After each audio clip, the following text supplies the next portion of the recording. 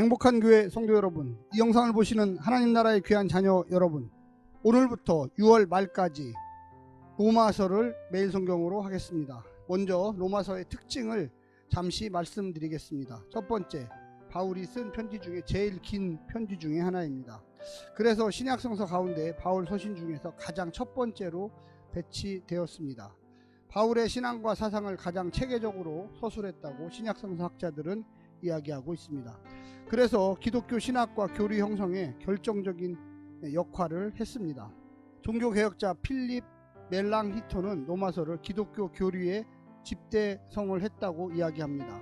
바울 서신들의 역할은 바울이 개척한 교회들에게 바울의 지도권의 상징으로 작용했습니다. 바울 서신들은 초대교회의 위험 요소로 제기된 문제들을 해결하고 교회를 굳게 세우기 위한 목적으로 기록되었습니다. 그런데 로마서, 이 바울이 개척하지 않은 교회에 보낸 편지, 결과적으로 로마 교회는 바울이 개척하지 않았습니다. 그래서 이 로마서가 중요합니다. 다른 서신들과 같은 목회적 긴박한 동기를 로마서에서는 찾아보기가 어렵습니다. 바울 자신에 대한 변론도 로마서에서는 고린도 전후서나 갈라디아서와 같이 등장하지 않습니다. 바울이 다른 서신에서 반복하여 주장하는 교회 내 적대자, 이단자에 대한 비판도 로마서에서는 나오지 않습니다. 로마서에서 바울은 다양한 주제들을 일관성 있게 연결하여 논지를 펴고 있습니다. 이제 두 번째는 로마서를 쓴 경위와 목적에 대해서 잠시 말씀드리겠습니다. 서신의 경위에 관한 가장 직접적인 근거는 서신의 처음과 끝부분에 나오는 경우가 많습니다. 로마서 1장 10절부터 15절, 오랫동안 계획했던 로마 방문의 계획을 추진 중에 있음을 밝히고 있습니다. 결과적으로 로마를 방문하기 위하여 먼저 서신을 보낸 것이라고 볼 수가 있겠습니다. 또한 15장 14절부터 33절에 보면 동부 지중해 연안에서의 선교 활동을 중단하고 스페인으로 가려는 계획을 밝히고 있습니다. 그곳으로 가는 길에, 스페인으로 가는 길에 로마에 들려 그들의 도움을 받으려고 편지를 썼다는 것입니다. 바울이 개척하지 않은 로마 교회에 그런 도움을 요청하는 입장에서 자세한 그 도움을 요청하는 경위를 밝히는 것이 바로 로마의 교회에게 보내는 편지였습니다. 신뢰와 후원을 얻기 위하여 그가 전파한 복음을 정확하게 제시하는 목적이 로마서 안에 들어 있습니다. 로마에 가기 전에 이방인 교회에 헌금을 전달하기 위하여 예루살렘을 방문할 계획을 이야기하고 있고요. 이것이 로마서의 저작 시기와 장소에 관한 비교적 정확한 정보를 제공하고 있습니다. 예루살렘에 가기 직전 그리스의 한 곳에 머물고 있을 때라고 사도행전 20장 3절에 이야기합니다. 고린도에서 기록했을 가능성도 있습니다. 로마서 15장 23절에 보면 나의 주인 가이우스라는 단어가 등장합니다. 가이우스는 고린도에서 바울이 침례를 준 사람 중에 하나인데 고린도 전서 1장 14절에 등장합니다. 바울 서신을 읽을 때 알아두면 좋을 것들에 대해서 이야기합니다. 이런 것들은 성서를 해석할 때 혼란스럽지 않도록 돕게 됩니다. 먼저 신약성서 27권 중 무려 13개가 사도 바울이 기록했다고 신약성서 학자들은 믿고 있습니다. 물론 절대적으로 썼다고 생각하는 것은 한 7개 정도 되고 나머지는 영향을 받아서 제자들이 썼거나 아니면 사도 바울이 썼음을 암시할 수 있다고 보는 것입니다. 그래서 초대교회에서의 절대적 영향력을 행사한 사람으로 바울을 보고 있습니다. 이방인의 사도란 명칭처럼 베드로를 뛰어넘고 스승이신 예수님과 비슷한 동급의 사도로서 바울은 불리워졌습니다. 기독교 역사 2000년을 동안 거목의 신학자가 등장하는데 그들은 어거스틴, 루터, 칼뱅, 웨슬리 등입니다. 근데 이들이 한결같이 바울 서신, 특히 로마서와 갈라디아에서 영향을 받아서 회심을 했고요. 또 결과적으로 이 바울의 신학에, 또 바울 서신에 엄청난 영향을 받고서 그들의 신학을 형성하게 되었습니다. 바울이 아니었다면 오늘날 이방인들은 교회라는 기관의 형성을 보지도 못했고 선교라는 구체적 실체로 찾지 못했을지도 모릅니다. 바울은 한마디로 신비주의자 그리스도의 사도라고 불릴 수 있습니다. 바울은 구약의 율법을 성령 체험 후 예수 그리스도의 중심으로 재해석하였고 그 가운데 살려고 또 전파하며 노력했습니다. 그중 신약성서 학자들은 7개만이 확실히 바울이 기록했다고 절대적으로 인정합니다. 로마서, 갈라디아서, 고린도 전서, 고린도 후서, 빌립보서, 빌레몬서, 데살로니가 전서.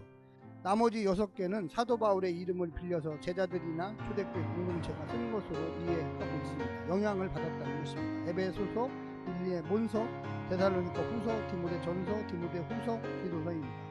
사도 바울이 직접 쓴 7개는 오늘날의 기준으로 볼 때 주 1세기 시대와 불화하여 창의적으로 혁명적 사고방식을 기록한 내용들이 많습니다. 그러나 사도 바울의 이름을 빌려서 쓴 6개 주 1세기 시대정신과 타협하고 초대교회의 구조와 변절을 나타내는 것으로 그려질 수가 있어서 사도 바울의 원래 정신과 충돌을 일으키는 해석을 가져왔다고 보는 학자도 있습니다. 그래서 어떤 것이 더 진심이며 어떤 것이 더 후대에 영향을 주었는지 고민하지 않을 수는 없습니다.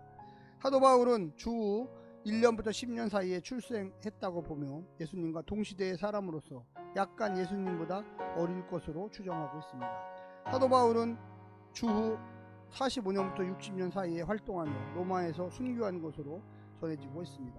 뜻은 작은 자, 자금이란 뜻입니다. 혈통적으로는 아브라함의 씨에서 난 자요 베냐민 지파 출신으로서 순수 히브리이며 난지 8일 만에 할례를 받았고 유대교와 정통에 대하여 공부했던 사람입니다.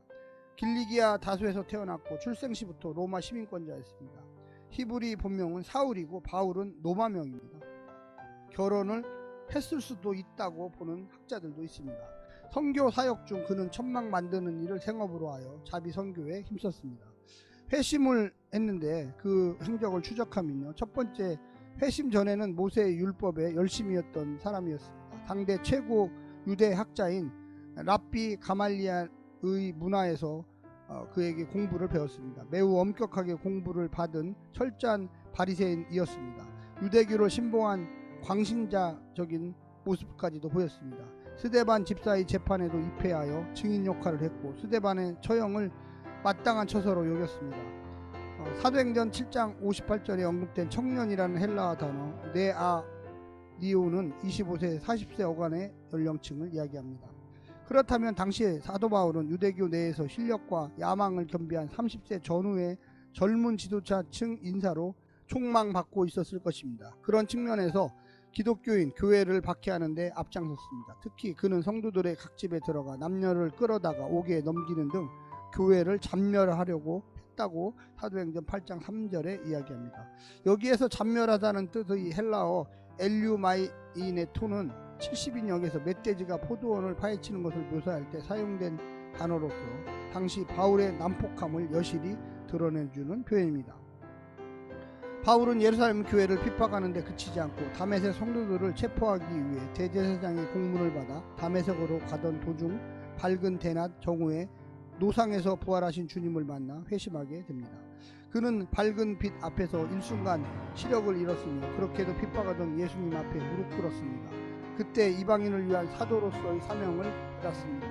다메섹 시내에서 주의 제자 아나니아를 만나 침례를 받고 성령의 충만함을 받아 시력을 회복하게 됩니다. 그리고 다메섹에서 그리스도를 전파하다가 유대인들의 핍박으로 그곳을 탈출하게 됩니다. 그 후 아라비아로 가서 3년 동안 신안 훈련을 받습니다.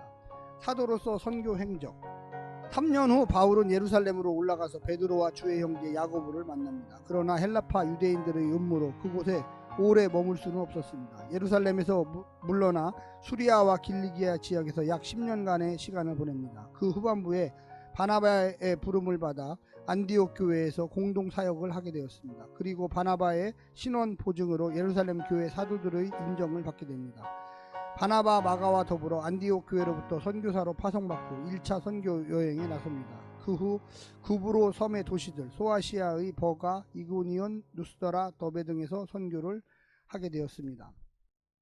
마가와의 관계 문제로 바나바 사도와 결별하고 신라와 함께 2차 선교 여행을 떠납니다. 소아시아를 거쳐 헬라 마게도니아 지방의 빌립보, 데살로니가, 베레아, 아가야 지방의 아덴, 고린도 등지에서 선교합니다. 3차 선교 여행을 떠납니다. 이때 1, 2차 선교 여행 때 세운 교회들을 돌아보며 에베소에서 3년간 목회하며 전도합니다. 예루살렘으로 귀환하여 유대인들에게 체포되어 가이사라 빌립보에 이송되었다가 황제에게 재판받기 위해 로마로 향합니다. 1차로 2년간의 로마 옥중 생활을 마치고 이때는 자유롭게 복음을 전할 수가 있었습니다. 주후 63년경 잠시 석방되었습니다. 전승에 의하면 이때 바울은 서바나 스페인에 가서 선교했다고 합니다. 주 64년경 로마 대화재로 인한 네로 황제의 기독교인 박해가 극에 달한 때에 재차 체포되어 주 67년경 로마 인근 오스티안 가도에서 순교당한 것으로 전해지고 있습니다. 그때를 교회사가 유세비우스는 67년경, 히에로니무스는 68년경으로 보고 있습니다. 이제부터는 발신자와 수신자 및 기록 연대에 대해서 잠시 말씀드리겠습니다. 로마서의 저자는 바울입니다. 이에 대한 학자들의 이견은 없습니다. 수신자는 로마 교회입니다. 설립자는 알 수 없지만 예수님의 부활 후 첫 오순절 주 30년에 성령의 임재를 경험한 사도의 증거를 들은 자 중에 로마에서 온 유대인과 하나님을 경외하는 자들이 있었을 것으로 봅니다. 아마도 그들이 로마로 돌아가 교회를 세웠을 가능성이 높습니다. 교회는 빠르게 성장하여 예수님의 부활 후 약 10년 뒤에는 신앙으로 인한 유대인과의 갈등들이 있었습니다. 아마도 로마 황제가 인식하고 있었을 정도이니까 이 갈등은 매우 컸던 것으로 보입니다. 급기야 주 49년 클라우디우스의 황제는 그 갈등 해결을 위해 모든 유대인들을 로마에서 추방하는 칙령을 내렸고 로마 교회의 유대인 신자도 이때 함께 추방되었습니다. 주 54년에 새롭게 네로 황제가 등극하면서 칙령 효력이 상실되어 유대인 신자가 로마로 돌아갔는데 이전과 다르게 이방인 신자 수가 많아졌고 유대인 신자는 상대적으로 소수가 되었습니다. 로마서라는 편지는 주 57년경 고린도에서 기록되었다고 봅니다. 바울이 에베소에서 3년 가까이 사역하는 기간에 발생한 고린도 교회 문제를 한 번의 아픈 방문과 4통의 편지로 해결하고 그리스도 반도 서쪽 일루리온을 짧게 방문해 전도한 후 고린도에 와서 예루살렘에 가기 전에 이 편지를 써서 베베를 통해 로마에 보냈습니다.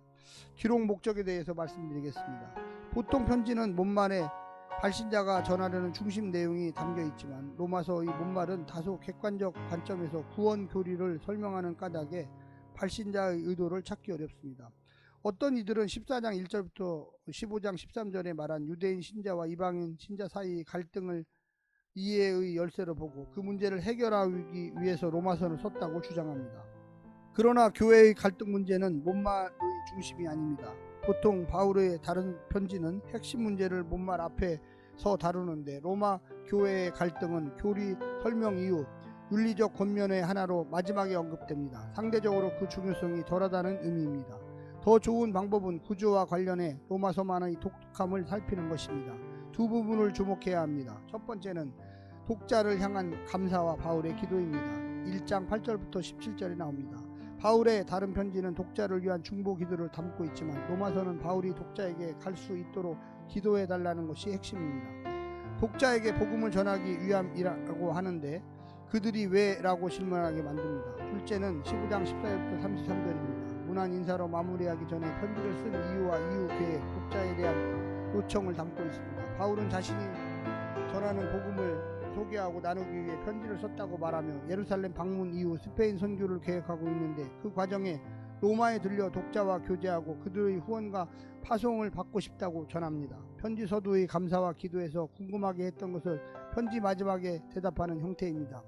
이런 면에서 편지의 전체 구조는 독자에게 들러 교제하고 스페인 선교에 함께하기를 바라는 마음을 앞뒤에 배치하고 그 안에 바울이 전한 복음과 신자의 삶에 대한 가르침과 교회 문제에 대한 권면을 유치시키는 형태입니다. 이 구조에 의하면 로마서는 바울이 스페인 선교를 떠나기 전에 로마 교회의 후원을 받기 위해 자신이 전하는 복음과 가르침이 무엇인지를 소개하려는 편지로 볼 수 있습니다. 일종의 긴 후원 요청 편지로 보아도 무방할 것입니다. 이제부터 로마서 1장을 매일 성경 시작하겠습니다. 감사합니다.